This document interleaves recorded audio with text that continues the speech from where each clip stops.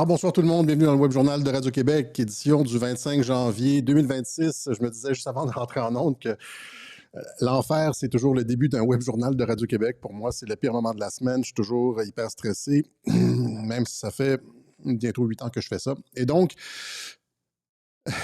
dites-moi si le son et l'image sont bons. Et on va parler aujourd'hui de ces gigantesques développements. Comme d'habitude, hein, c'est presque... Il va falloir que j'en fasse 2 par semaine, là, même si janvier, c'est une période lente, on a moins d'énergie et tout. Il va falloir que j'en fasse 2 par semaine parce qu'il y a tellement de choses qui se passent, là, c'est comme à répétition. Et puis, si on prend une semaine pour faire un truc comme civilisation occidentale ou des thématiques un peu plus générales, là, on se retrouve perdu dans l'actualité. Donc, on va parler du Forum économique mondial, ce qui s'est passé là au Forum économique mondial. Plusieurs choses, hein. Il y a eu, évidemment, on a eu toutes ces annonces. En fait, il faut écouter, je n'irai pas dans les discours individuellement, mais essentiellement, l'Occident change de trajectoire. C'est-à-dire que le Forum économique mondial de Davos a toujours été l'instance suprême des mondialistes, là, ce qui chapeautait un peu tout le processus. Il y avait des processus un peu plus secrets, comme le groupe Bilderberg, la commission trilatérale, etc., etc. Le Council on Foreign Relations, ça c'était des instances mondialistes, mais c'était beaucoup plus secret, c'était beaucoup plus... Le Forum économique mondial de Davos, c'est là qu'on orientait les entreprises, tu sais, et c'était le petit jouet, le bébé de George Soros. Et là, ce sont les Américains qui l'ont détourné, qui en ont pris le contrôle et qui l'ont détourné, notamment lorsque Klaus Schwab a été retiré. Hein, c'est comme... C'est pour ça que j'appelle ce web journal-ci l'épée de Damoclès. C'est parce qu'il y a comme une espèce d'épée de Damoclès qui pend au-dessus de la tête de beaucoup des leaders mondialistes. Ils sont corrompus, on sait que c'est quoi, tout le monde le sait, qu'il y a de la corruption endémique, institutionnelle partout en Occident. Et donc, je l'ai expliqué souvent, puisqu'il y a une corruption institutionnelle endémique partout, puis on place des personnes contrôlées, c'est facile pour Trump d'arriver en arrière et puis de dire, si tu ne quittes pas, bien, on révèle telle ou telle chose. Si tu ne quittes pas, on révèle telle ou telle chose. On va, dans les médias, certaines nouvelles vont sortir à ton sujet, etc. C'est ça l'épée de Damoclès. C'est comme ça qu'ils sont capables de faire partir des leaders comme presque instantanément, changer les choses presque instantanément parce qu'ils ont les informations qui leur permettent de faire bouger les choses rapidement. Et ils n'ont pas peur. On sait que Trump a comme un peu cette image du leader fou et donc il dégage cette image qu'il n'a pas peur d'utiliser. Il est imprévisible et on se dit, ouais, on se dit pas dans le cas de Donald Trump, il n'ira pas jusque-là, tu vois. Il n'oserait pas. C'est le contraire. Trump va oser, tout le monde le sait. Donc, c'est pour ça que vous allez le voir dans ce web journal-ci, on va parler du Canada, on va parler du Groenland, etc. Mais en ce qui concerne le Forum économique mondial, c'est ça, rappelez-vous, dans le premier mandat de Donald Trump, il fallait que je le dise, là, parce que c'est encore une fois, je me bats depuis 8 ans avec ça, on me reprochait, les gens, pas moi, là, mais ils reprochaient à Trump d'être allé au Forum économique mondial. Il est allé Qu'as-tu à dire là-dessus, Alexis? Il est allé au Forum économique mondial. Puis là, on m'envoyait un clip de Trump au Forum économique mondial. C'était la preuve qu'il était compromis.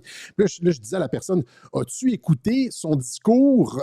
Qu'est-ce qu'il est allé dire au Forum économique mondial? Dans son premier mandat, il est allé leur dire que la mondialisation était terminée. Les gens m'envoyaient des clips sans même avoir écouté, sans même avoir réfléchi. C'est comme les trucs où on m'envoie des images de Trump franc-maçon, là, genre avec une espèce de toge rouge. Oui, il reçoit un doctorat honorifique de l'université Gordon Brown en Écosse. C'est comme, tu leur montres, les gens ne réfléchissent pas.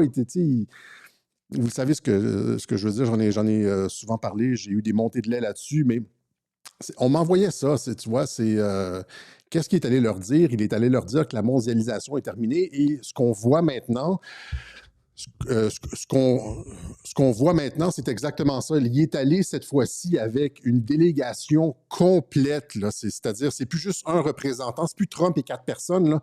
C'est Trump, c'est Jared Kushner, c'est Howard Lutnick, c'est Scott Bessent, Marco Rubio et l'autre Wright, je pense, le directeur de l'énergie. Ils sont allés...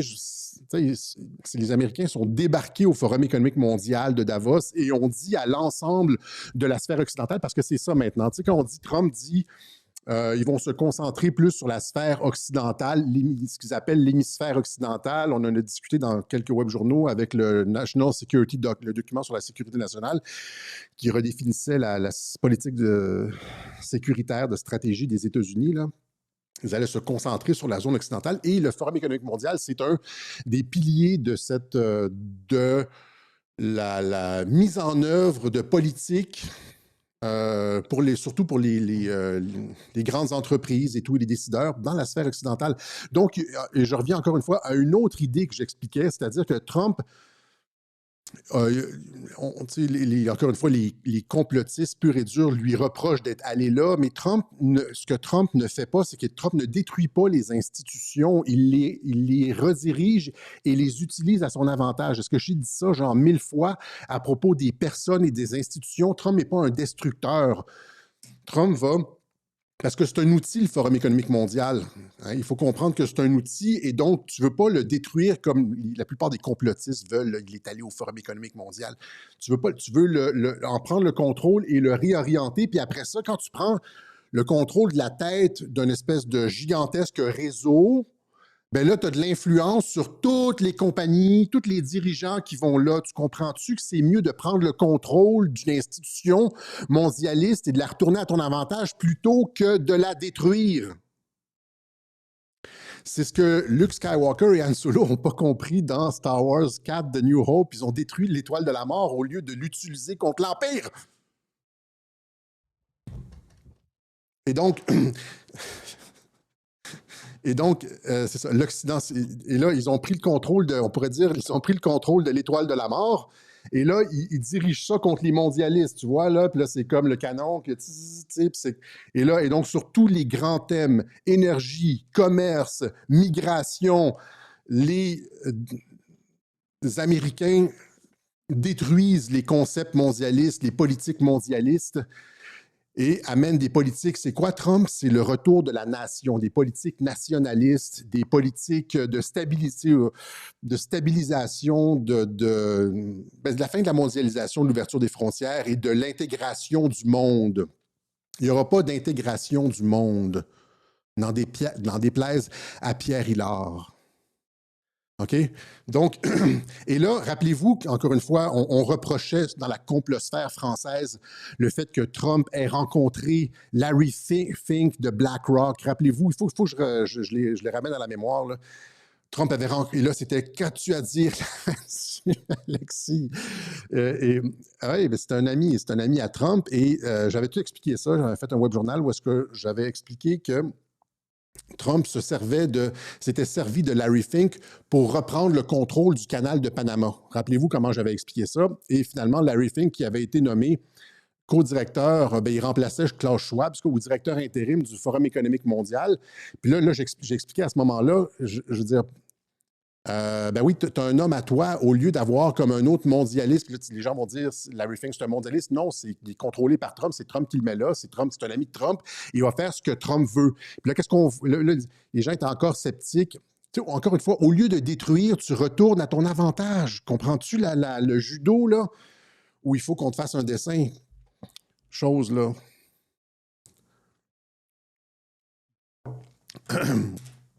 Et donc, Larry Fink qui dit justement, qui est totalement sur la ligne Trump, encore une fois, évidemment BlackRock, on pourra toujours critiquer telle ou telle chose ici, ça c'est pas... C'est comme le pape là, qui dit, sur la ligne Trump, où est-ce qu'il dit qu'il n'y a pas de liberté d'expression en Europe.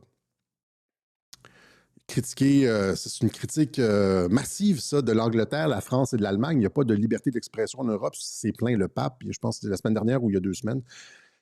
Là, Larry Fink, qui arrive là, puis il dit l'ère des migrations est terminée. Finalement, Larry Fink de BlackRock dit que les migrations, ils se sont rendus compte finalement que, ce que j'expliquais à Radio-Québec, il y a 2 ou 3 mois, j'ai fait un web journal sur les migrations, je disais qu'on avait 2 possibilités. Soit faire, en regard de l'immigration, soit choisir,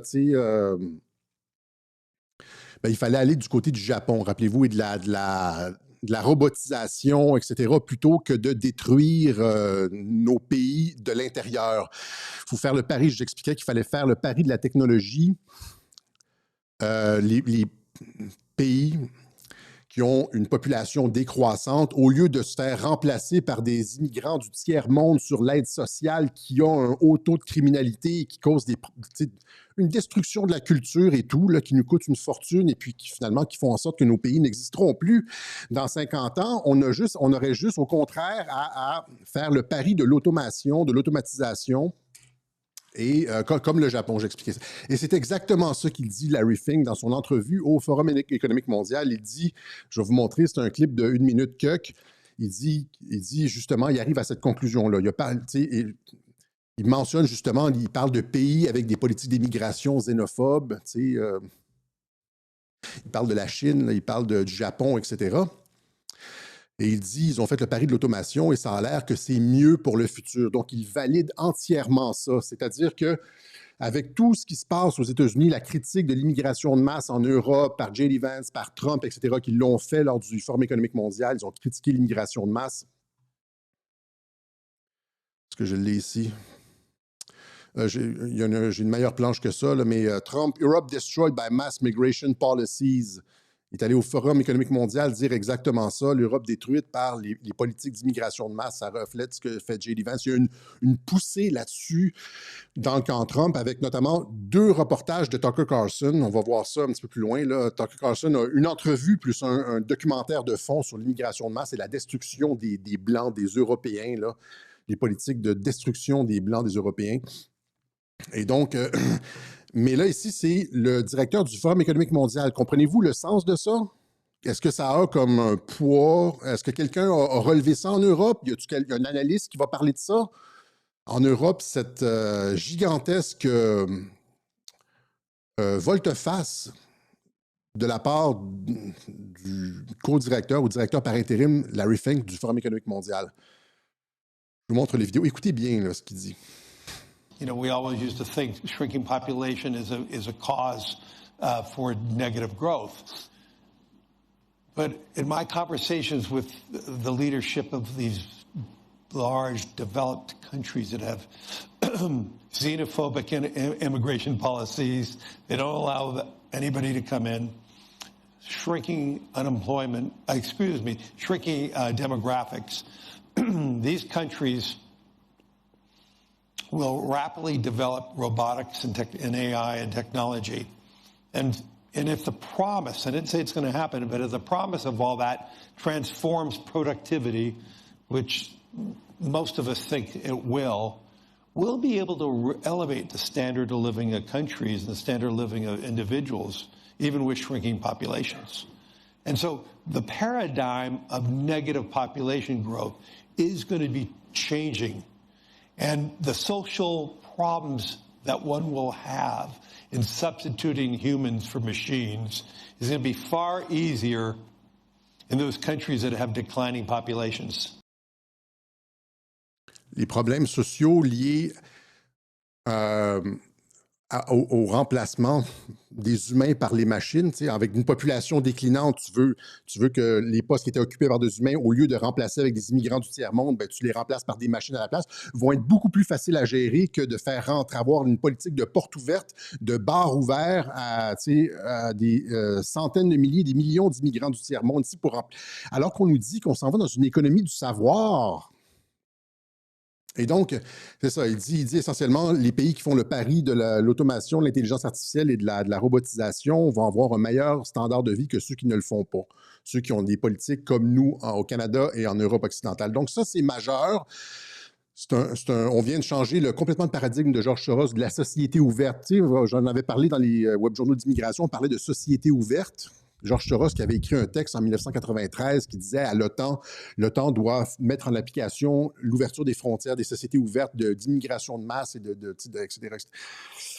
Et là, on est en train de... George Soros du Forum économique mondial, et là, on est en train de renverser complètement le paradigme avec Larry Fink. Et donc, il est sur la ligne Trump.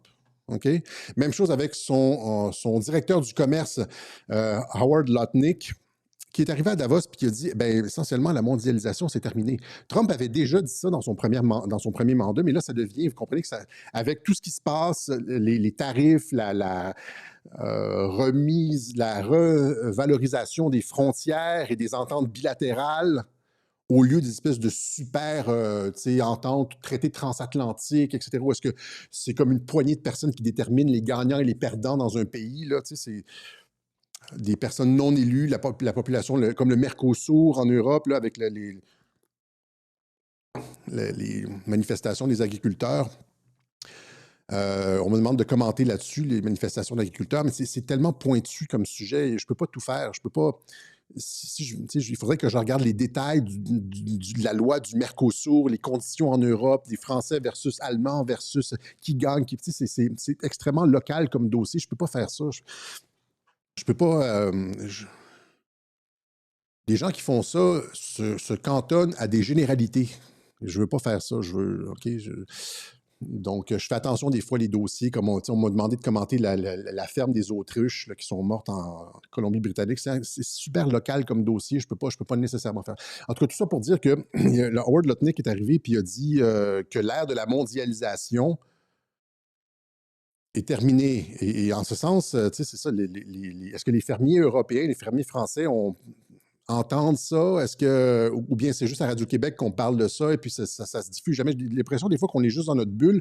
Il y a tellement d'informations pertinentes en ce qui concerne les États-Unis. Il n'y a personne qui écoute en Europe. Là. J'écoute les analyses. Les personnes, c'est des tartes. Là, je ne devrais pas dire ça, mais c'est comme... On dirait que personne écoute réellement qu'est-ce qui se passe. En tout cas, Howard Lutnick qui dit justement que le mondialisme est terminé.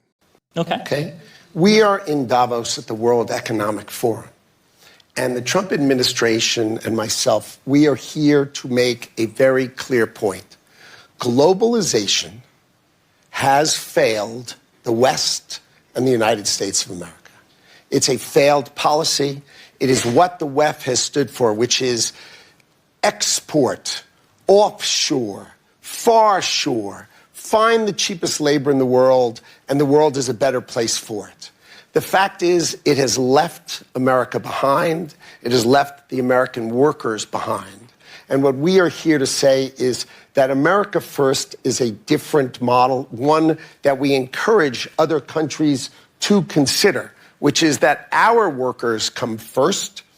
We can have policies that impact our workers, sovereignty. Donc, c'est le retour du nationalisme économique. J'en ai encore une fois parlé récemment. Je parlais de la Rust Belt, de la façon dont Trump s'est présenté lors de l'élection de 2016 en disant, avec Steve Bannon, qui était son directeur de campagne, la mondialisation a échoué, a eu des ratés pour les travailleurs américains. Ils ont vu les jobs et les usines partir à l'étranger et ça a créé beaucoup de chômage dans des zones qui étaient traditionnellement démocrates.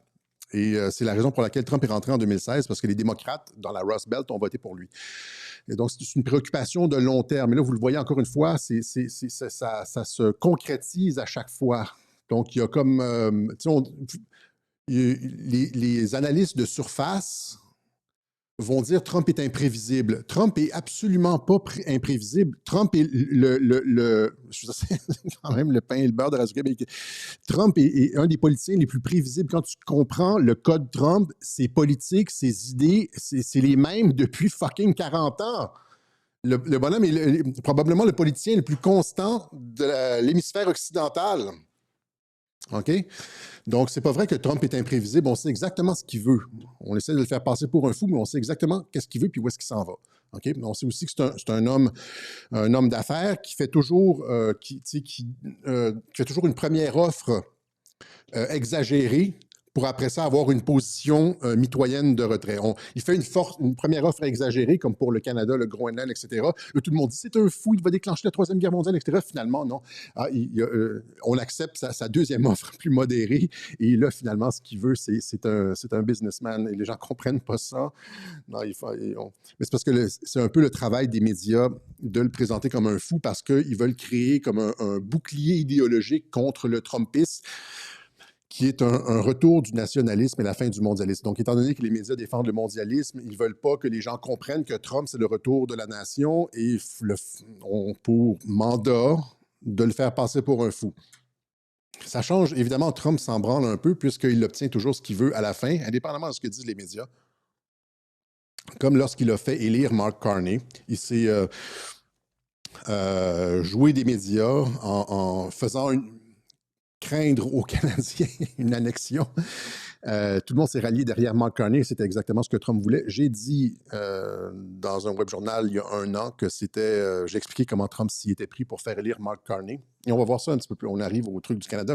Et donc ça, c'est migration, commerce, c'est terminé. Et évidemment, ça prend du temps avant que ça ruisselle. Tu sais, on est à la tête de l'institution, du réseau. Puis là, il faut que tu sais, là, tu as des personnes dans la salle qui entendent ça. Et là, ils en discutent tu sais, avec un verre de vin, puis c'est comme, ils retournent à la maison, puis c'est, ouais, as-tu entendu le discours du Forum économique mondial? Et ça annonce où s'en vont les États-Unis, et là, les gens se préparent en conséquence, adaptent leur politique en conséquence. Donc, ça prend du temps avant que ça ruisselle. C'est pas instantané, c'est pas tu pèses sur un bouton, puis tout d'un coup, c'est un retour immédiat au nationalisme. Ça prend du temps, ça prend des mois, ça prend des années, etc. Mais on voit bien que c'est comme un paquebot, ça prend du temps à bouger, puis on voit bien qu'est-ce que le capitaine a fait. Le capitaine a pris la barre, puis il a juste comme tourné comme ça, puis là, le bateau tourne, là, OK? On change complètement de direction. Même chose avec l'énergie. L'énergie ici, vous avez, je ne l'ai pas en clip, mais je l'ai ici. C'est le directeur de l'énergie. Donc, nous voulons voir une Europe revitalisée qui adopte des prix de l'énergie plus bas, qui réindustrialise son économie. Donc, les États-Unis sont pour une baisse des coûts d'énergie en Europe, une réindustrialisation de l'Europe. Comprenez-vous à quel point, sur la liberté d'expression, on voit des fois des commentateurs qui présentent Trump comme un ennemi de l'Europe, et c'est l'ennemi des mondialistes qui vous asservissent. Comprenez-vous ça, la distinction? Pour la population européenne, ils veulent une baisse de l'immigration, une baisse du coût de l'énergie, une réindustrialisation de l'Europe. Ils veulent des alliés forts. Est-ce que c'est compréhensible, ça? Et donc, nous voulons voir une Europe revitalisée qui adopte des prix de l'énergie plus bas, nous dit le secrétaire à l'énergie Wright. Donc, qui réindustrialise son économie et qui donc est un partenaire économique et militaire des États-Unis plus fort, dit-il à Davos. Et là, on est très loin. Pensez-vous, encore une fois, en termes de revirement de la situation, on est très loin de « How dare you? How dare you? The house is on fire. My generation is... How dare you? » La petite Chris, comme on dit, là, qui est allée nous faire un espèce de chantage économique, un chantage émotif. On n'est plus là-dedans du tout. C'est carrément, comme le disait Mathieu Bock-Côté sur les télévisions françaises, on n'est plus du tout dans le modèle Greta Thunberg, on est dans le modèle de réindustrialisation, d'énergie à bas prix, de maximisation de la puissance économique, énergétique, militaire occidentale. OK? Et donc, c'est ça ici. Donc, fin de la mondialisation et du commerce. On est loin, encore une fois, avec Howard Lutnick, des politiques de George Soros. Même chose avec l'immigration. C'est ça ici. Oups. C'est la planche ici. Trump qui dit, dans son discours au Forum économique mondial, il dit « La situation au Minnesota nous rappelle que l'Occident ne peut pas importer des quantités industrielles de culture étrangère qui n'ont jamais réussi à construire une économie prospère dans leur pays. » On fait venir des gens ici qui n'ont jamais réussi dans leur pays à construire des économies prospères. C'est mauvais pour nous. C'est juste ça, c'est juste le gros bon sens. Ouais. Et donc, avec ce discours aussi de Larry Fink, etc., vous voyez donc énergie, commerce, migration, etc., le paquebot tourne complètement. Le Forum économique mondial a aussi été l'occasion du lancement du Conseil pour la paix. Donc, ça a été validé par l'ONU, ça a été validé par le Conseil de sécurité, évidemment, et c'est une espèce d'organisme, c'est comme un club semi-privé dirigé par Donald Trump, c'est comme une compagnie, ça a l'air d'un board un comité directeur. Là, Trump, c'est un peu comme le PDG d'une organisation, et ça coûte très cher, ça coûte $1 milliard et c'est sur invitation seulement. Et c'est une structure donc, qui contourne complètement l'ONU dans l'application directe des processus, du processus de paix. Je pense que donc, il lance ça, il associe son nom à ça, et donc ça doit réussir. Pensez à Trump, là, il faut que ça réussisse. On parle de sa réputation pour les années futures, et il y a cette proposition pour un nouveau Gaza. Imaginez comment ça pourrait être. Oui, la guerre a été très dure, ça a fait beaucoup de décès, beaucoup de larmes, et puis j'en ai parlé abondamment, vous connaissez ma position là-dessus, mais le résultat, c'est la paix pour des siècles à venir et un Gaza prospère comme ça. C'est pas mal. Et donc, ce qui est intéressant, c'est ça, c'est que ça contourne un peu, c'est une structure, encore une fois, du multilatéralisme, c'est comme du bilatéralisme. C'est-à-dire que dans sa conception, la structure est complètement novatrice.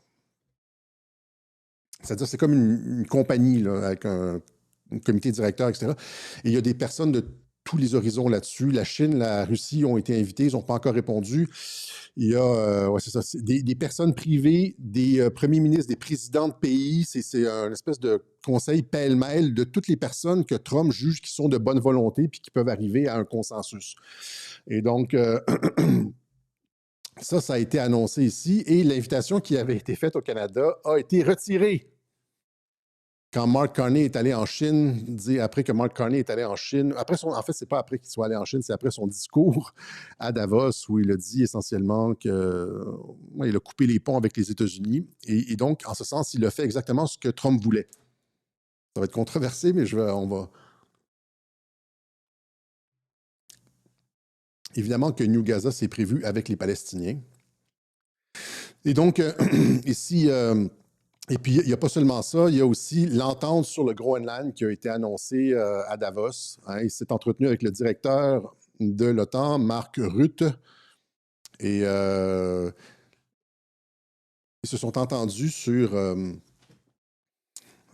un framework, c'est-à-dire un cadre, une entente cadre sur le futur de la défense du Groenland. Finalement, il a eu ce qu'il voulait. Il est arrivé avec, encore une fois, en presque menaçant, et puis il est arrivé de façon assez lourde sur le Groenland, et puis finalement, il va prendre quand même une entente. Et là c'est ça, il parlait d'annexion du Groenland, on en a besoin, ça nous revient, nous sommes les seuls qui pouvons le défendre, etc. Et là, qu'est-ce que font les Européens? Les Européens ont envoyé des militaires, je ne sais pas, c'est comme au total, c'est une vingtaine de militaires, une trentaine de militaires. Des militaires européens arrivent au Groenland alors que Trump affirme que les États-Unis ont besoin de l'île. C'était un pied de nez à Trump. Et qu'est-ce que Trump a fait? Il a dit, OK, on va vous mettre des tarifs sur des tarifs, je pense, de 100% sur vos produits. Et puis, ils sont repartis le lendemain. Ils sont restés littéralement 24 heures. Alors, expliquez-moi comment, encore une fois, ça, c'est l'épée de Damoclès. Comment peut-on, en tant que leader européen, vouloir tenir tête à Trump en envoyant des militaires et dès que Trump dit quelque chose, on recule tout de suite? C'est-à-dire qu'ils n'ont aucune carte en main. Vous comprenez? Ils n'ont aucune carte en main, les Européens. Ils vont faire ce qu'on leur dit. Il y a beaucoup de personnes qui disent ça, c'est-à-dire les Européens, les leaders européens bombent le torse en public, mais en privé, ils font pas mal ce que les États-Unis leur demandent parce que pourquoi on est arrivé là où est-ce que les Européens font finalement ce que Trump leur demande pas mal tout le temps? Eh bien, c'est parce qu'ils sont devenus insignifiants. L'Europe s'est insignifiantisée. Est-ce que ça existe ou c'est un néologisme à la Radio-Québec? Insignifiantisé. Dites-moi si ça existe, là, je ne sais pas. Insignifiantisé. Est-ce que ça existe, insignifiant? Je devrais le regarder sur Google là, au lieu de vous demander. Insignifiantisé. Et donc, l'Europe marginalisée sur la scène internationale par ses politiques destructrices de restrictions énergétiques vertes et exsangues militairement avec la guerre en Ukraine. Donc, pourquoi Trump a du succès avec le Groenland maintenant? Parce qu'il a obtenu ce qu'il voulait, là. On va y arriver. Pourquoi Trump a du succès? Pourquoi Trump est capable de faire un peu ce qu'il veut aux Européens? C'est parce que l'Europe a adopté des politiques énergétiques qui ont détruit son économie, ses industries, comme le dit le secrétaire à l'énergie. Il dit on veut que l'Europe ait des coûts d'énergie bas et se réindustrialise.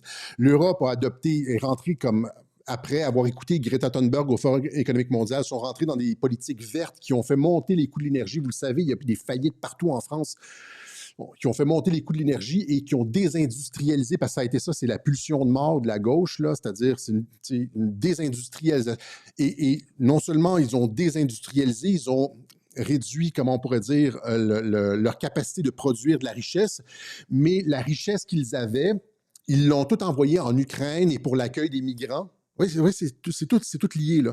Ils s'endettent pour recevoir de l'immigration dont ils n'ont pas besoin. Et l'argent est tout envoyé en Ukraine et le matériel militaire est envoyé en Ukraine aussi, de sorte que les États-Unis ont juste à dire « Nous allons nous retirer de l'OTAN si vous ne signez pas une entente cadre sur le Groenland. » L'Europe n'a plus à cause de ses politiques vertes, militaires et migratoires, n'a plus aucune influence sur la scène internationale. Et c'est pour ça que Trump est capable d'arriver avec et leur faire signer finalement une acceptation. L'accord de Trump avec l'OTAN signifierait des activités minières et des missiles américains au Groenland. C'est ce que je disais pour le Canada aussi. Ils veulent avoir accès militairement au Canada et aux ressources du Nord canadien. C'est exactement ce que j'expliquais. Donc, nous allons envahir, etc. Mais il n'a jamais dit ça. Il a toujours dit, d'ailleurs, que c'était... la force n'était pas... la force était exclue. Hein. S'exprimant mercredi à Davos, Trump a déclaré que seuls les États-Unis pouvaient protéger, développer et améliorer le Groenland. C'est vrai. C'est pas le Danemark qui va faire ça, en tout cas pas à son plein potentiel. Mais il a insisté sur le fait que les États-Unis n'auraient pas recours à la force. C'est la même chose avec le Canada. Il a toujours dit que la force n'était pas... c'est pas du tout son truc. Et donc, nous n'obtiendrons probablement rien à moins que je ne décide d'utiliser une force excessive, auquel cas nous serions franchement inarrêtables. Mais je ne le ferai pas, a-t-il déclaré. Je n'ai pas besoin d'utiliser la force. Je ne veux pas utiliser la force. Je n'utiliserai pas la force, a-t-il dit, etc. Et donc, il arrive, puis, tu sais, il fait comme des semi-menaces, il s'agite, et puis c'est comme les guerriers Maasai avec leur masque, là, ils font comme une espèce de danse guerrière, et puis là, les autres ont peur, mais finalement, ils signent quelque chose de mitoyen acceptable pour tous, puisqu'ils ont eu peur.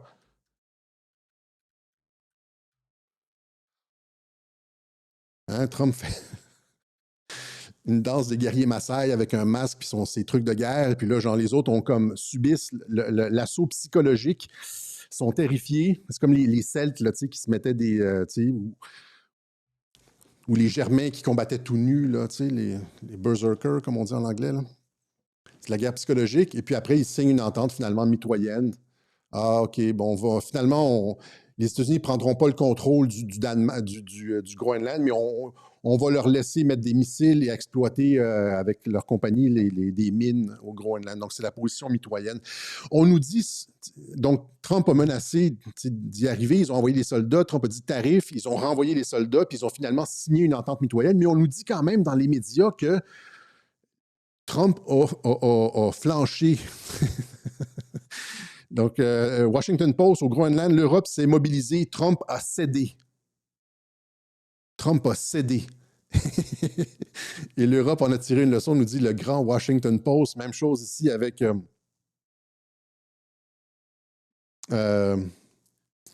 ici, la CBC, Radio-Canada. Trump renonce à imposer des droits de douane dans sa volonté de renforcer le contrôle américain. Il renonce.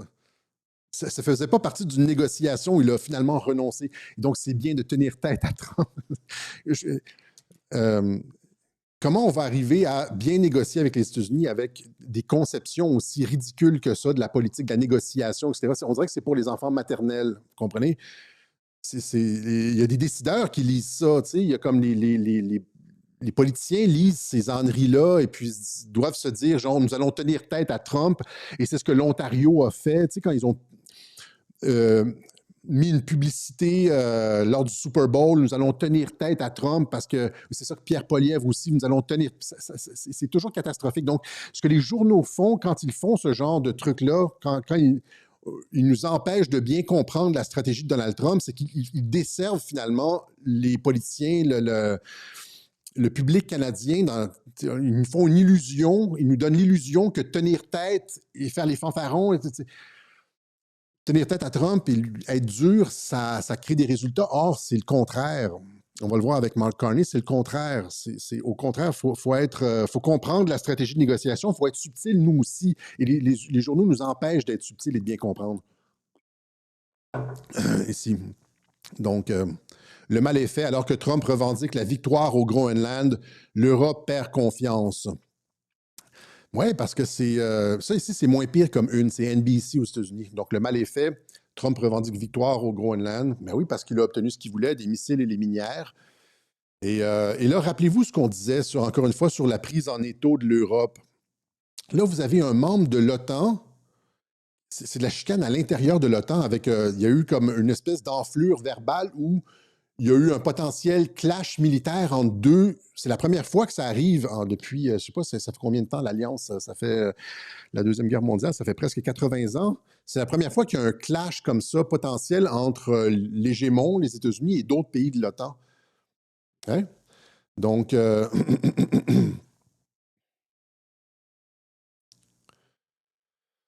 donc finalement, c'est ça. Il obtient finalement ce qu'il veut et l'Europe n'a plus aucun poids international parce elle s'est désindustrialisée, elle a saturé ses dépenses publiques avec des coûts monstrueux d'immigration, d'aide sociale à l'immigration à tout et n'importe qui et envoyer tout son argent et son matériel militaire en Ukraine. Donc, elle est devenue insignifiante sur la scène internationale et les États-Unis profitent de ça. Et quand on dit, par exemple, timing et cui bono, etc., le timing est bon, c'est-à-dire que tu arrives avec ton push sur le Groenland. Après 4 ans de guerre en Ukraine, les pays européens sont exsangues. Ils n'ont plus rien. Et là, tu peux les, comme tu peux les traiter comme ta bitch, là, comme la chaîne à Jacques. Là, hey, papy. Tu peux faire un petit peu ce que tu veux avec eux parce qu'ils n'ont plus aucun poids. Donc, si Trump avait fait, encore une fois, le timing, si Trump avait fait son push sur le Groenland en 2017, 2018 ou lors de son premier mandat, ça n'aurait pas été possible à cause que, mais 8 ans plus tard, 7 ou 8 ans plus tard de politique verte désastreuse d'immigration qui ont plombé les finances publiques, la dette augmente et puis le matériel militaire qui n'existe plus, ils se sont marginalisés. Et là, tu peux faire ce que tu veux. Donc, c'est le moment de le faire. Donc, on comprend le timing, à quel point le timing est important en politique étrangère. OK? Voilà, donc ça, c'était ça. Maintenant, il s'est passé aussi autre chose là-bas, c'est que il y a eu cette espèce de rixe entre Mark Carney et Donald Trump. Les deux ont fait des discours. Carney a fait un discours extrêmement belliqueux avec les États-Unis en disant qu'il ne pouvait plus se fier aux États-Unis, etc., etc. Donc, c'était dans la digne ligne de ce qui l'a fait élire Mark Carney en 2025. La rupture avec les États-Unis et le rapprochement avec la Chine. Donc, il est allé en Chine et il est allé dire qu'il était en faveur du nouvel ordre mondial chinois. OK? Et là, il y a eu des réactions partout dans la presse canadienne, National Post. Faire l'éloge du nouvel ordre mondial de Pékin est une erreur coûteuse pour Carney et pour le Canada. Oui, c'est extrêmement, c'est désastreux, puisque ça fait du Canada essentiellement l'Ukraine du Nord. Le Canada est devenu, pour les États-Unis, ce que l'Ukraine est pour la Chine, c'est-à-dire un ennemi à sa frontière, l'ennemi principal, le plus gros pays à sa frontière, comment on pourrait le phraser? Oui,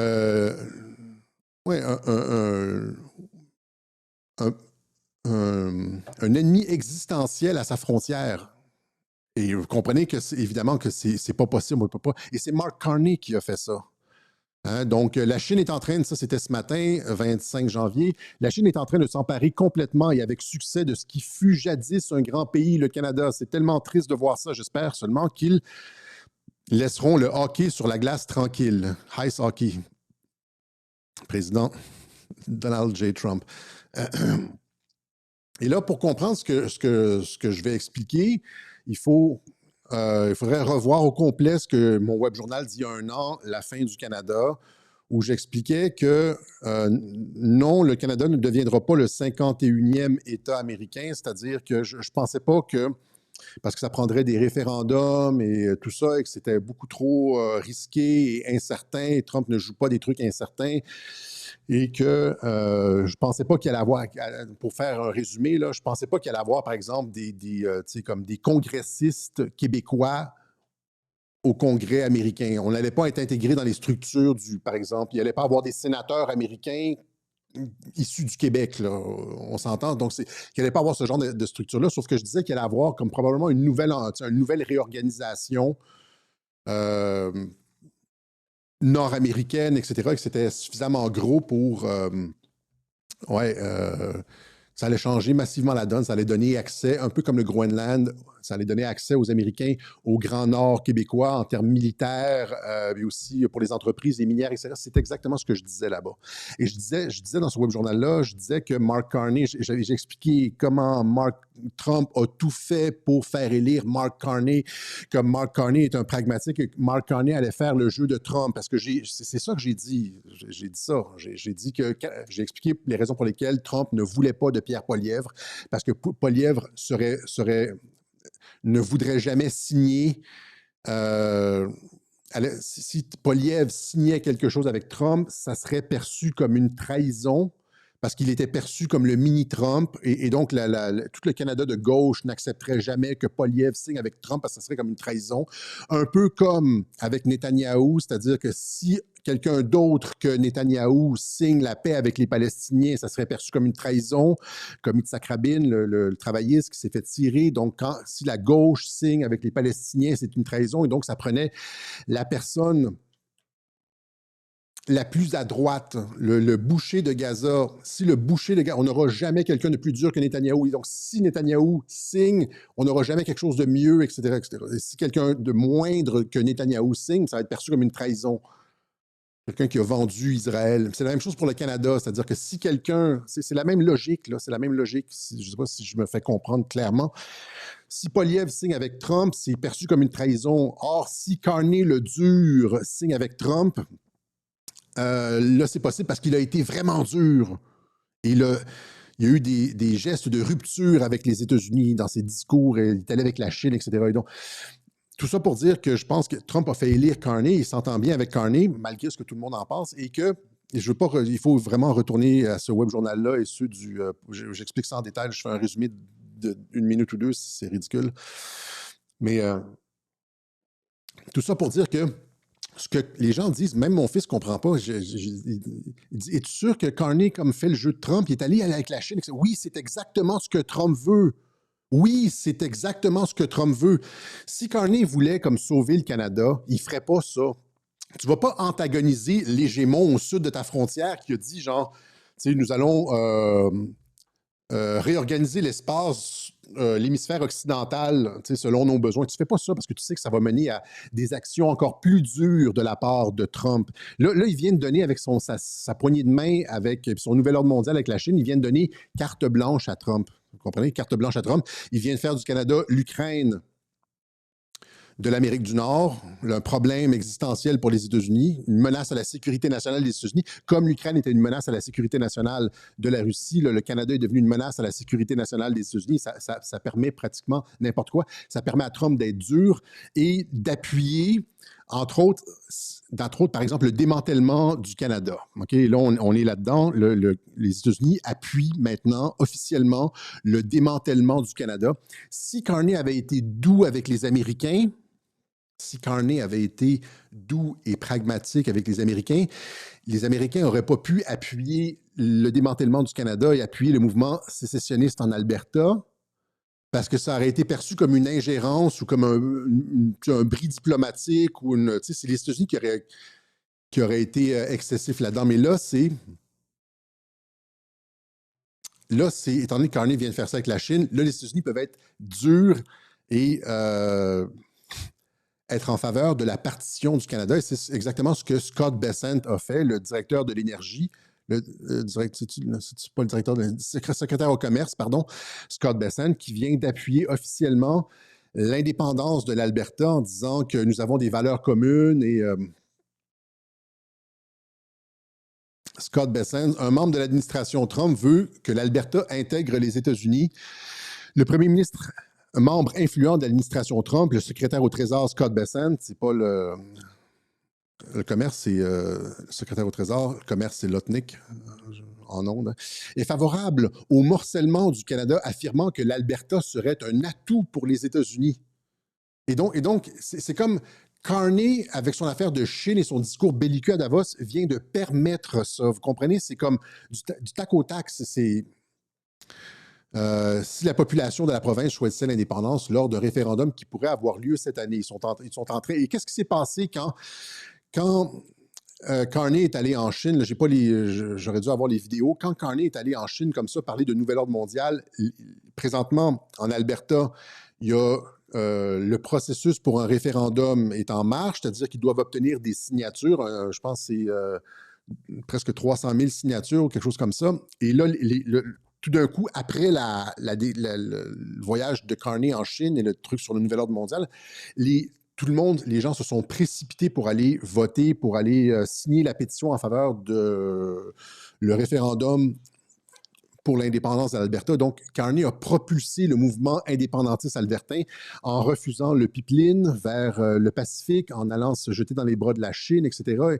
Et en faisant en sorte, les politiques font en sorte que les États-Unis durcissent leur position sur le Canada, en mettant des tarifs, ce qui rend l'indépendance de l'Alberta nécessaire et obligatoire, c'est-à-dire un geste de survie.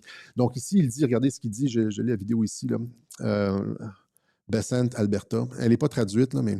With all the oil and the natural resources coming out of Canada, Texas is still larger. Well, look, Alberta is a wealth of natural resources, but they won't let them build a pipeline to the Pacific. I think we should let them come down into the U.S. and. Donc, je pense qu'on devrait les laisser venir aux États-Unis. Alberta is a natural partner for the U.S. L'Alberta est un partenaire naturel pour les États-Unis. They have great resources. The Albertans are very independent people. Rumors that they may have a referendum on whether they want to stay in Canada or not. Sounds like you may know something up there. Look, people are saying, people are talking. People are talking. People want sovereignty. They want what the U.S. has got. Les gens d'Alberta veulent la souveraineté et veulent ce que les États-Unis ont. Donc, essentiellement, donc c'est ça. Il fait l'apologie de la partition du Canada. Imaginez, encore une fois, ça c'est comme avec l'OTAN. Il y a cette espèce de rixe à l'intérieur de l'OTAN. C'est la première fois depuis le début de l'organisation. Je pense, je pense que, à moins que on me corrigera là-dessus, mais et là, c'est la première fois que les États-Unis sont en faveur de la partition du Canada. Hein? Et là, pensez, en termes de l'exportation de l'Alberta, sont à près de 90% pour les États-Unis. L'Alberta, et là, cette année, il va y avoir un référendum sur la partition, sur l'indépendance de l'Alberta qui a des bonnes chances de passer. Et surtout si Mark Carney continue à faire exactement ce qu'il fait.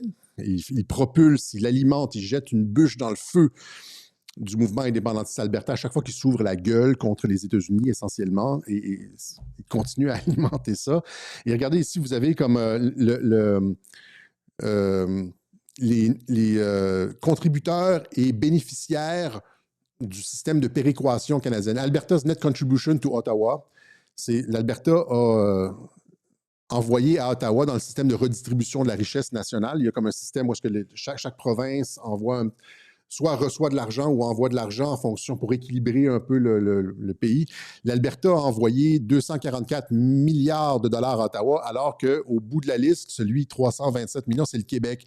Le Québec est un net bénéficiaire des traitements de la péréquation canadienne. Alors que, et là, pensez si on retire l'Alberta du système canadien, c'est-à-dire si l'Alberta s'en va, c'est essentiellement le cœur économique du Canada disparaît. C'est-à-dire que jusqu'en 1970, le cœur économique du Canada, c'était essentiellement Montréal. Et par la suite, avec l'arrivée des souverainistes, les Anglais ont eu peur. Ils ont transféré le cœur économique du Canada à Toronto. Et pendant longtemps, pendant des décennies, Toronto a été le cœur économique du Canada. Et là, maintenant, le cœur économique du Canada s'est déplacé encore une fois vers l'ouest. Et l'Alberta est devenu le cœur économique du Canada, le producteur de richesse avec les sables bitumineux, etc., etc. Et là, c'est comme si on enlevait, les États-Unis nous arrachaient le cœur économique du Canada. Imaginez le Québec qui ne recevrait plus, je ne sais pas c'est quoi, c'est combien, c'est 15-20 milliards de dollars par année en péréquation qu'on reçoit de l'Alberta essentiellement. Imaginez un trou de 15 milliards dans le budget du Québec. Imaginez un trou de 15 milliards dans le budget du Québec. Évidemment, le Québec ferait faillite immédiatement. C'est comme on serait comme la Grèce en 2008, là. C'est-à-dire il faudrait tout vendre. Et donc, ça serait une vente de feu. Et il n'y a pas que l'Alberta, il y a aussi l'industrie automobile aux États-Unis, pas aux États-Unis, en Ontario. Là, on va accélérer un peu la cadence. Là. Ici, Donald Trump qui a republié une conférence de presse qui a eu lieu, je pense, hier ou peut-être avant-hier, vendredi, des manufacturiers automobiles en Ontario,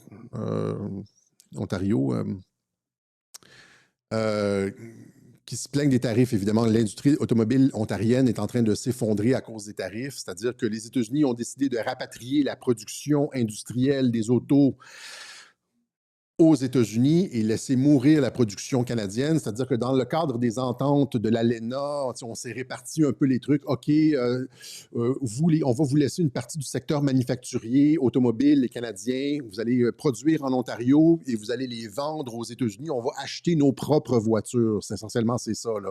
C'est-à-dire que les grosses compagnies comme Ford, etc., là, les compagnies américaines au lieu de construire aux États-Unis, on délocalisé au Canada et puis finalement, les voitures étaient produites au Canada puis traversaient la frontière, étaient revendues aux États-Unis. Mais là, cette entente-là disparaît.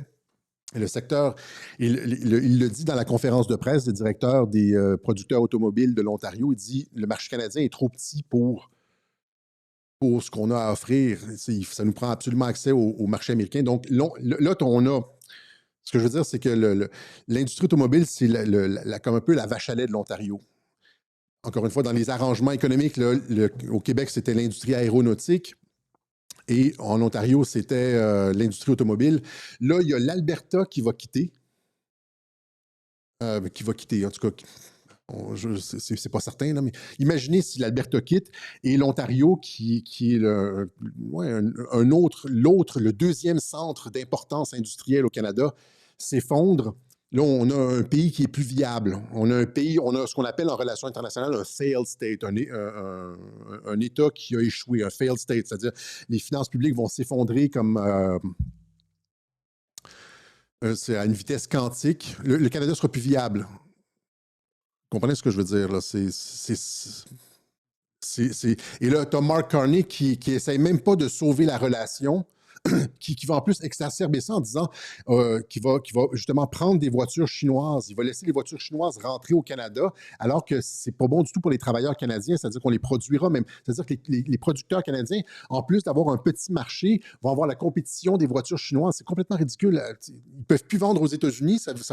Puis en plus de ça, les voitures chinoises vont rentrer. C'est complètement fou. C'est une vente de feu du Canada.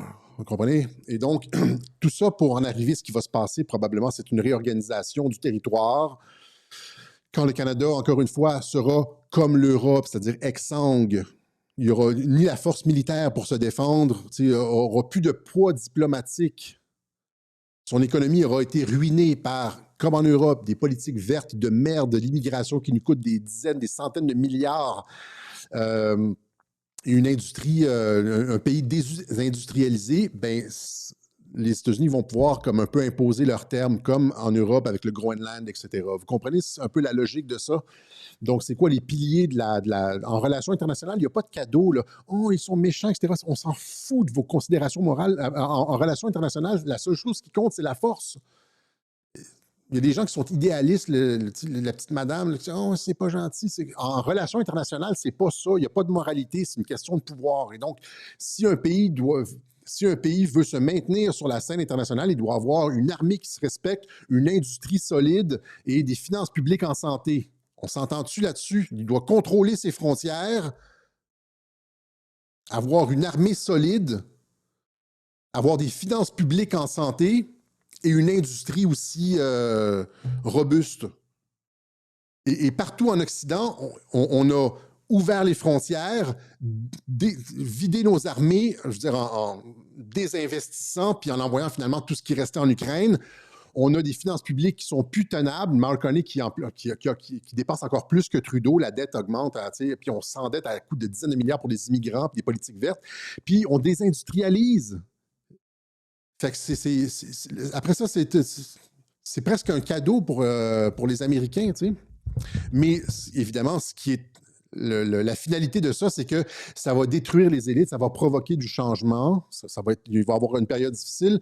Ça va provoquer du changement parce qu'au final, ce que veulent les Américains, c'est ce qui a été expliqué ici. Pour les Européens, c'est la même chose pour les Canadiens par le secrétaire Wright.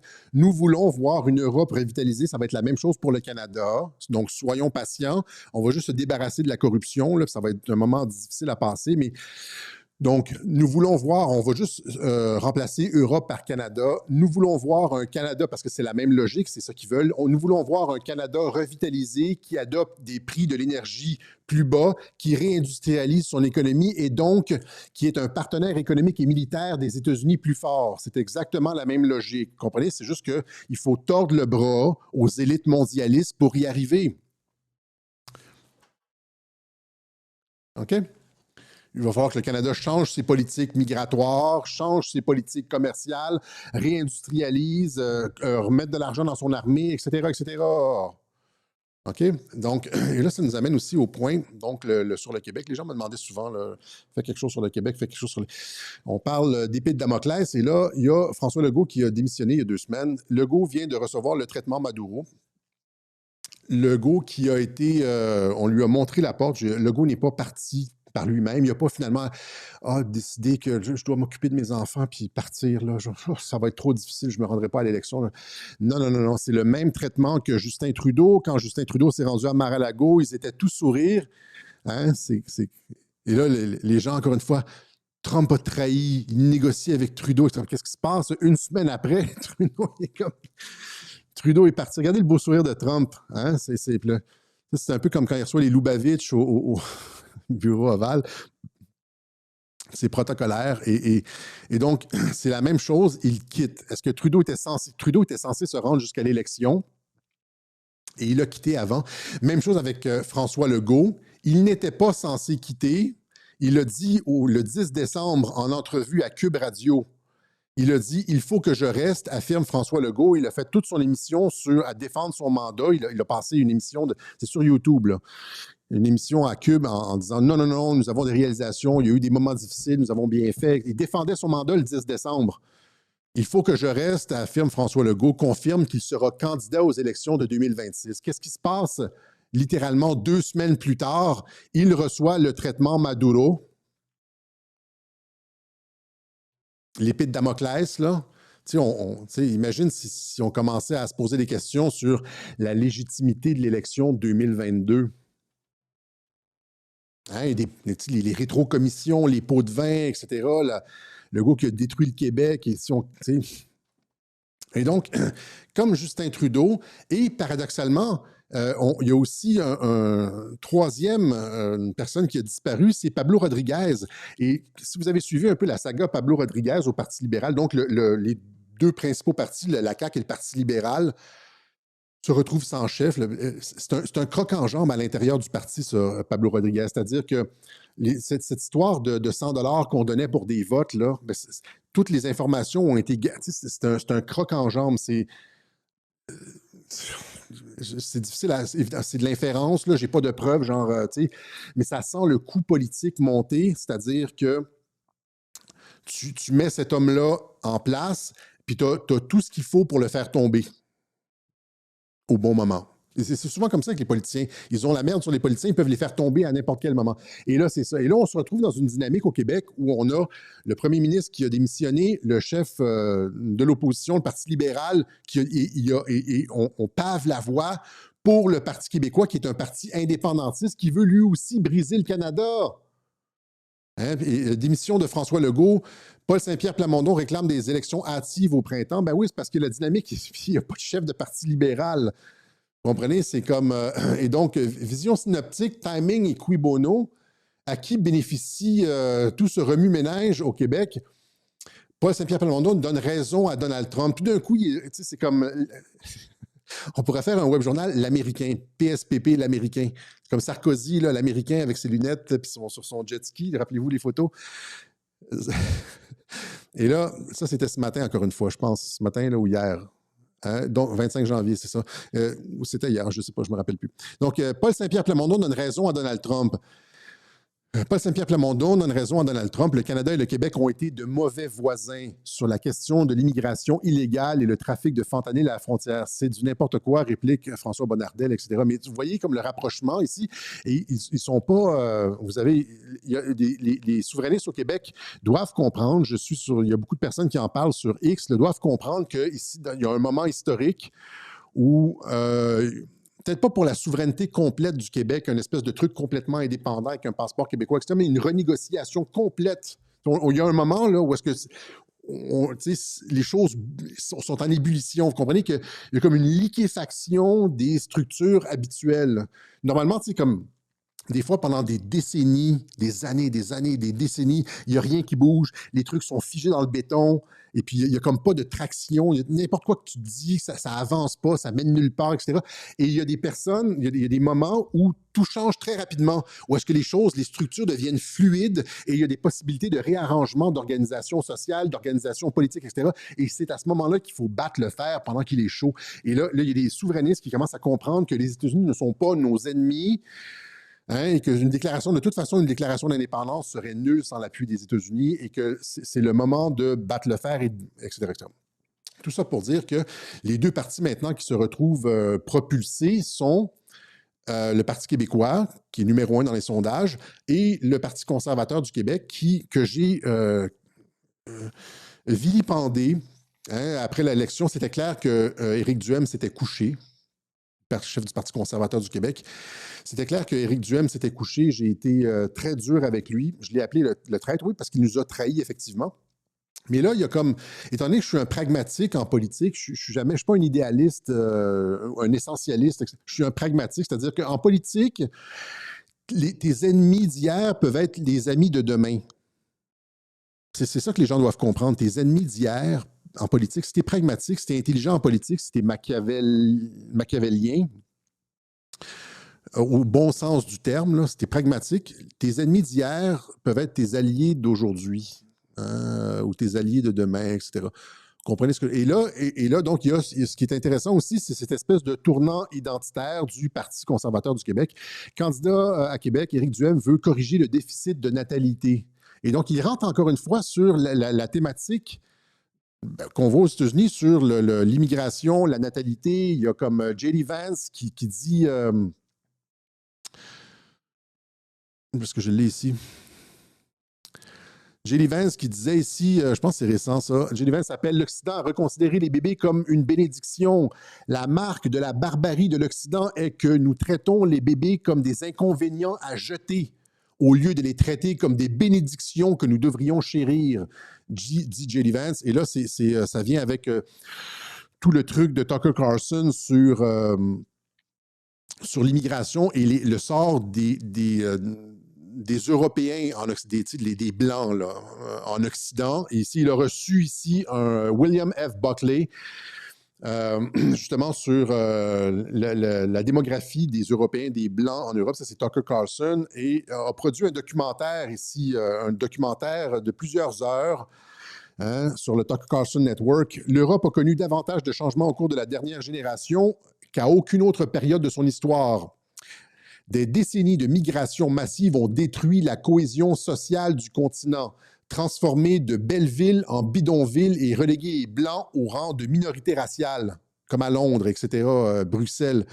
Pourquoi cela s'est-il produit? Nos gouvernements occidentaux l'ont fait délibérément, en ouvrant leurs frontières et en finançant l'afflux de population du tiers-monde.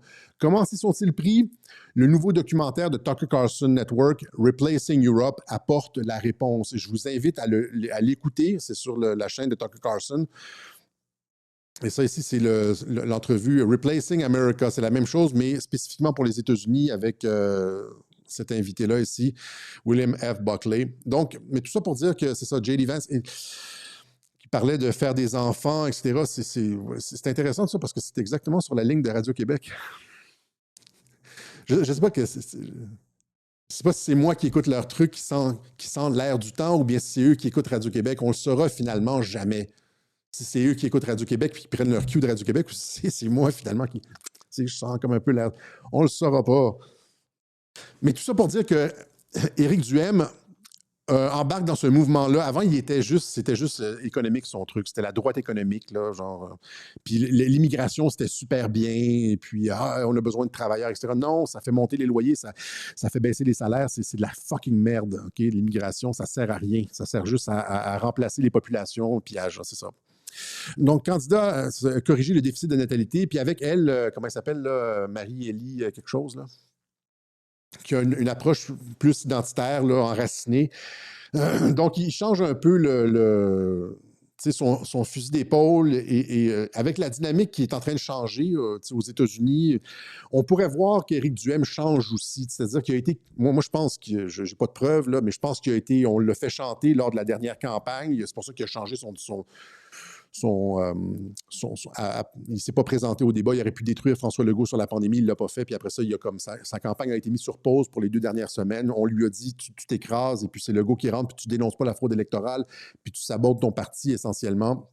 Les directeurs à l'intérieur du Parti conservateur l'ont confirmé, ça. J'ai parlé à plein de personnes à l'intérieur. C'est pour ça que j'ai dit là. Mais comme Robert Muller, on est capable, encore une fois, c'est comme Legault, on peut lui dire de partir. On peut aussi dire à Duhem, mais là, tu sais, pas de façon directe, pas en donnant des ordres, mais tu sais, comme faire comprendre que, comme Robert Muller, tu sais, retourner quelqu'un.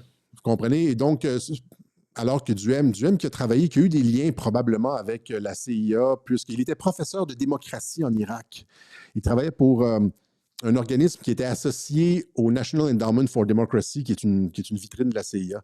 Et donc, Duhem, agent spécial, qui a peut-être été réactivé par le camp Trump. Tout ça pour dire que c'est ça, j'ai été dur, puis là, il y a 2 partis maintenant qui sont comme porteurs, c'est le Parti québécois puis le Parti conservateur. La CAQ va disparaître aux prochaines élections. Le Parti libéral n'a pas de chef. Ils vont faire très mal. Ils vont faire juste avec les Anglais.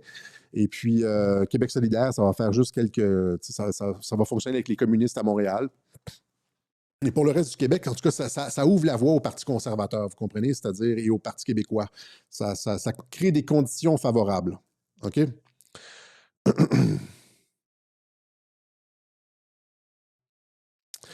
OK. Donc, c'est ça.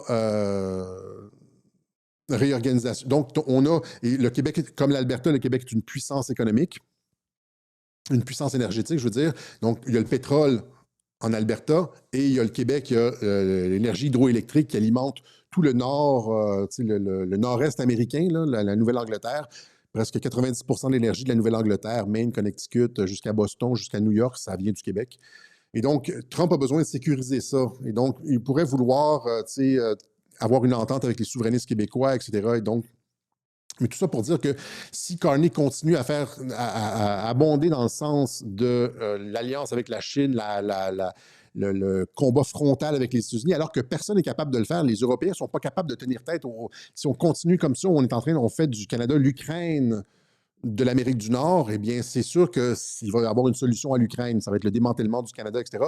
Et dans ce cadre-là, le démantèlement du Canada, l'Alberta et le Québec pourraient être favorisés. Puis c'est pour ça qu'il y a, étant donné qu'on a une vision comme ça à long terme, une vision synoptique, c'est probablement pour ça qu'on sort François Legault avec l'épée Damoclès. Là, on sort François Legault, on sort Pablo Rodriguez, qui est sur la liste, les souverainistes québécois puis le Parti conservateur. OK?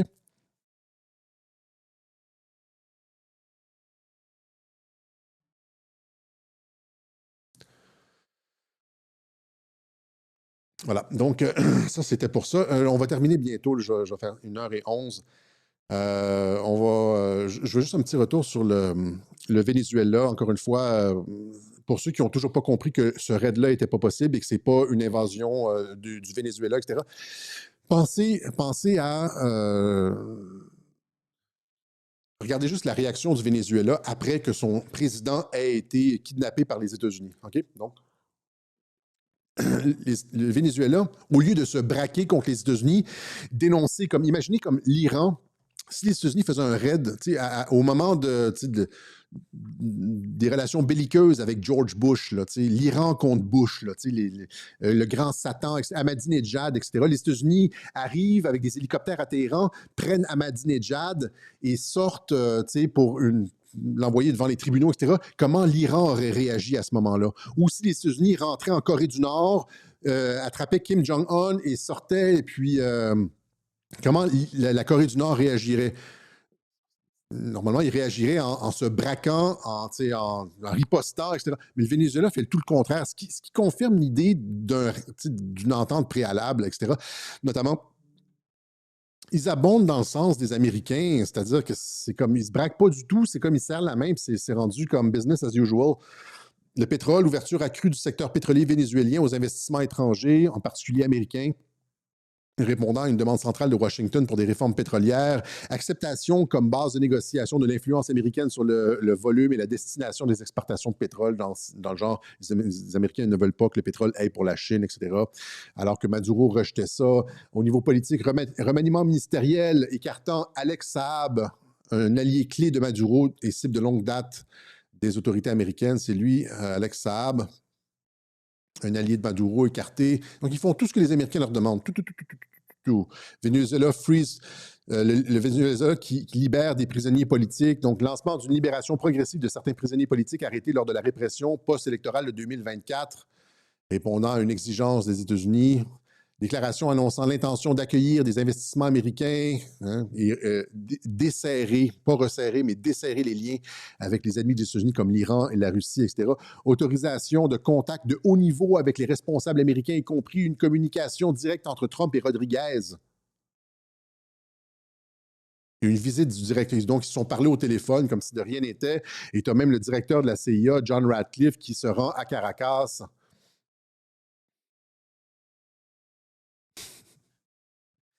Imaginez c'est comment Cuba aurait réagi si Kennedy avait kidnappé Castro. Est-ce que Cuba aurait comme littéralement désarmé et donné aux Américains tout ce qu'ils voulaient? Pensez-y. Est-ce que si la Russie kidnappait Zelensky, là, pensez-vous que le reste, les gens qui prendraient la relève, etc., auraient comme genre tout accepté finalement ce que la Russie demandait? Puis c'est comme, pensez-y sérieusement, tu sais, cette histoire-là du Venezuela, c'est une tempête dans un verre d'eau. Tout ça a été, non seulement le raid est impossible, pour faire avaler la pilule à tout le monde, ils disent, là, nous avons eu des armes miraculeuses qui ont tout... Il y a des gens qui mordent à l'hameçon en Europe, là. Et donc, c'est ça, je voulais juste revenir là-dessus en disant que ça va exactement dans le sens d'une entente avec les États-Unis. Puis ça, c'est sans compter, je pense que je ne l'ai pas ici, les images de Maduro, là, genre pratiquement souriant avec les agents de l'ICE, il fait des thumbs up, et puis il est arrivé avec sa femme, puis ça a été négocié à l'avance, tout ça. OK? Donc... Ça, c'était pour le Venezuela. Je pense qu'on va laisser ça ici, là. Ah oui, une dernière chose ici. Encore une fois, on a parlé pour le Groenland, de la malveillance des médias qui desservaient finalement les politiciens canadiens ou les politiciens dans le monde en tronquant toujours la vérité. Et les décideurs lisent les journaux, etc., puis ils pensent que c'est une bonne idée de faire les fanfarons et de tenir tête à Trump, etc. Or, ça a toujours un effet négatif. Et encore une fois, en termes de... je voulais juste montrer ça ici. En termes de malhonnêteté intellectuelle, il y a ici Dimitri Soudas, l'ancien directeur des communications du premier ministre conservateur Stephen Harper, qui est allé en ondes en disant, genre, l'objectif du Canada, premièrement, il a affirmé que les États-Unis étaient sur la logique que les États-Unis voulaient envahir le Canada. Il y a eu ça dans les journaux, là, les militaires canadiens se préparent à une invasion US. Il y a eu ce truc-là dans les médias canadiens, absolument lunaire, alors que Trump a passé son temps, à au moins 4 ou 5 reprises, à dire qu'il n'y avait aucune idée d'utiliser la force au Canada. Ça, c'était l'année dernière. Trump says he would use economic force on Canada, not military. Il l'a dit à 3 ou 4 reprises, jamais il n'utiliserait les militaires pour renégocier l'alliance avec le Canada, pour envahir le Canada, etc. Or, les journaux ici nous présentent ça comme une invasion américaine et les soldats canadiens qui se préparent, qui s'en vont à la frontière, etc. Imaginez ça. Tout ça pour conditionner la population. On est dans le spin, là. On est dans le spin. Finalement, ça va faire le jeu de Trump. On s'entend, ça à la fin. Il pense être savant en utilisant ce genre de stratégie-là, mais ça fait le jeu de Trump. Finalement, ils s'en rendent pas compte. Soudard, ce qui dit que l'objectif des militaires canadiens serait d'infliger le plus de pertes possibles aux Américains rapidement dans un conflit. Écoutez ça, écoutez ça. Je pense que la stratégie canadienne devrait être d'infliger un maximum de pertes de vie de soldats américains le plus rapidement possible. C'est-à-dire donc que l'armée canadienne attend les Américains sur la frontière, entre guillemets, là, sur la frontière canado-américaine? Mais Dimitri, t'es conscient que ça veut dire des pertes de vie canadienne importantes. T'es conscient de ça? Ça va durer 30 minutes. Un combat Canada-US, ça va durer 30 minutes. Ça va commencer à 8 h du matin. Et à 8h30 du matin, il y aura plus personne ne va tirer parce qu'il ne restera plus rien. Okay? Les Américains auront même pas besoin d'utiliser des troupes au sol, peuvent utiliser des missiles pour juste comme réduire. C'est complètement ridicule. En termes stratégiques, c'est comme. Quelle malhonnêteté intellectuelle, à moins que Dimitri Soudard soit encore une fois dans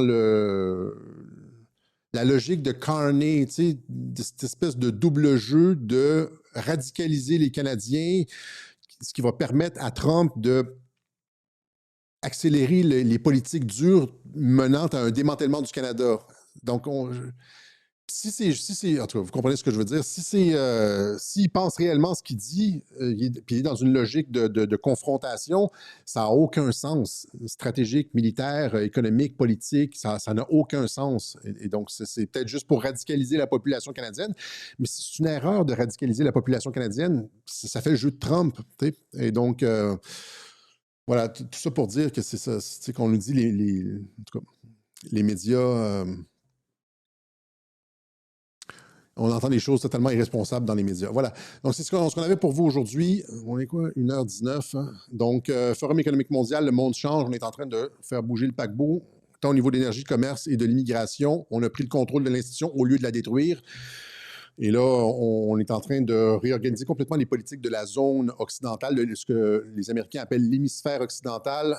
Trump obtient ce qu'il veut avec le Groenland, c'est-à-dire accès aux minières américaines et déploiement de missiles. C'était l'objectif initial, même si, comme d'habitude, il fait son pitch est toujours plus gros que ce qu'il veut. C'est comme quand tu vends ta maison, tu dis toujours qu'elle vaut 2 fois plus que ce qu'elle vaut parce que tu veux comme le prix moyen. Mais c'est ça, c'est un homme d'affaires. Et les médias font comme si ça n'existait pas. Et en ce qui concerne le Canada, Mark Carney fait exactement le jeu de Trump en radiquant le Canada, en faisant du Canada l'Ukraine du Nord, l'Ukraine de l'Amérique du Nord, ce qui va permettre à Trump ce qui lui donne toute la légitimité de favoriser le démantèlement du Canada de différentes façons, etc. Voilà.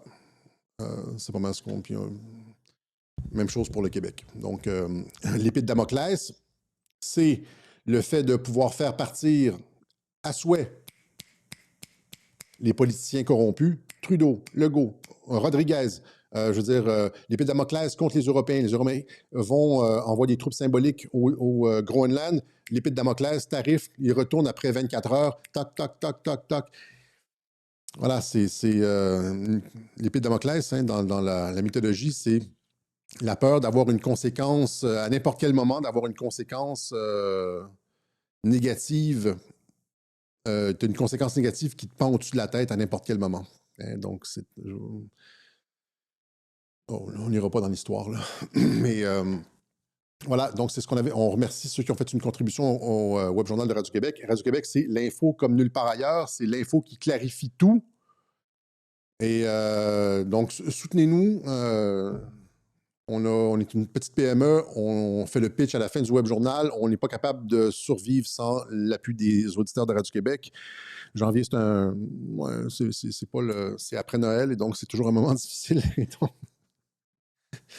il y a différentes façons de nous aider. Alex Cossette-Trudel, casier postal 32017, Saint-André, Montréal, Québec, H2L 4Y5, par Interac, sur le site Internet et Voilà, n'hésitez pas à nous appuyer si vous pensez qu'on fait un travail qui mérite votre soutien.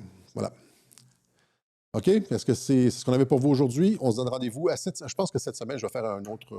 Je lis des affaires, des fois, absolument complètement ridicules sur Trump. Ça se peut que je fasse un web journal sur cette semaine sur, encore une fois, Trump et le judaïsme. Tu sais, ça revient tout le temps. Là. C'est comme les gens ne semblent pas comprendre la distinction, comment Trump opère.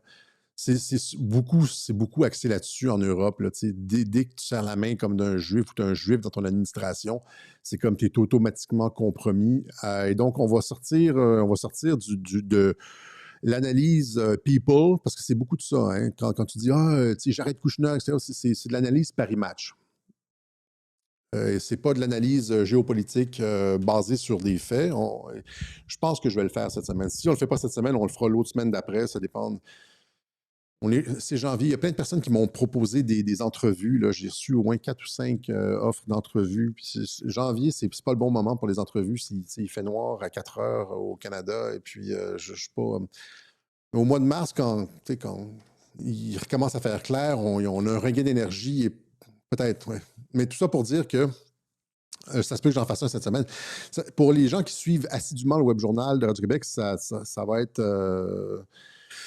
Peut-être qu'il va y avoir du redondant, mais je veux mettre ça dans un web journal, faire ça court pour que les gens n'aient pas de raison d'éviter de l'écouter. Tu sais, quand ça fait 1 heure, des fois, tu évites, mais si c'est un 20-30 minutes punché, les gens vont peut-être écouter finalement et ouvrir leurs ornières et voir que leurs appréhensions sur Trump, le judaïsme, sioniste, à la solde de Netanyahou, etc., ça repose sur rien, sur de l'analyse people, comme disent les Français, people. Pari-match, c'est l'analyse pari-match. Okay? Ce n'est pas de l'analyse géopolitique. On va clarifier ça cette semaine. Dites-moi si vous voulez ça ou si vous êtes comme genre fatigué de m'entendre parler de ça. Là. C'est comme arrête, Alexis. Là. All right? Est-ce que c'est tout? On se donne rendez-vous peut-être cette semaine pour une autre édition du Web Journal de Radio-Québec, sinon dimanche prochain. Ciao. Ciao, ciao.